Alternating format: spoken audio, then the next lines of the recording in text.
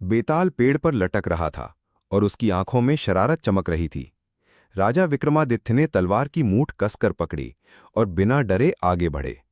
उन्होंने बेताल को फिर कंधे पर डाला और साधु के पास ले जाने के लिए कदम बढ़ा दिए। रास्ते में बेताल बोला, राजा विक्रम, तुम बड़े जिद्दी हो, लेकिन मैं भी आसानी से हार मानने वाला नहीं। चलो, इस बार एक और कहानी सुनो। याद रहे, अगर उत्तर जानते हुए भी चुप रहे तो सिर फट जाएगा, और बोले तो मैं फिर उड़ जाऊंगा।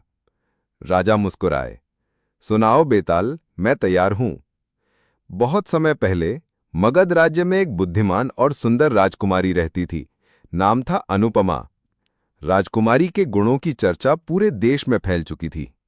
दूर दूर से राजकुमार और वीर उसकी शादी का प्रस्ताव लेकर आते, लेकिन अनुपमा कहती, मैं उसी से विवाह करूंगी जो मेरी बुद्धि और हृदय दोनों को जीत सके। उसी समय 3 युवकों की कहानी शुरू होती है। पहला, धीरज, युद्ध कला में माहिर, तलवार का उस्ताद। दूसरा, चंद्र, अद्भुत ज्योतिषी और विद्वान। तीसरा, कुमार, महान वैद्य, बीमारियों का इलाज करने वाला। तीनों एक दूसरे को नहीं जानते थे, लेकिन नियति ने उन्हें एक ही मंजिल पर ला खड़ा किया, राजकुमारी अनुपमा का हाथ जीतने के लिए। एक दिन भयंकर समाचार आया। पड़ोसी राज्य का क्रूर राजा अनुपमा का अपहरण कर ले गया।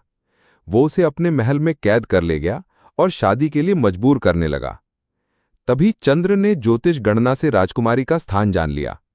कुमार ने अपने वैद्यक ज्ञान से 3 घोड़ों को ऐसा पेय पिलाया जिससे वे बिना थके लंबी दूरी तय कर सकें। धीरज ने अपनी तलवार उठाई और कहा, चलो उसे मुक्त कराएं। तीनों ने मिलकर योजना बनाई।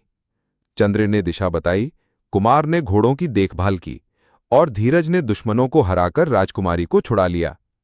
जब वे राजकुमारी को लेकर वापस लौटे तो सवाल खड़ा हुआ, अब अनुपमा किससे विवाह करेगी?